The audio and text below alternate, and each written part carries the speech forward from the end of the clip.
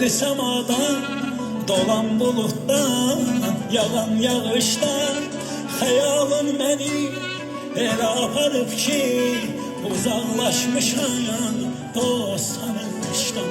Səni xəbər aldım, qəmli səmadan, dolan bulutdan, yağan yağışdan, xəyalın məni elə aparıb ki, uzaqlaşmışam dost tanışdan.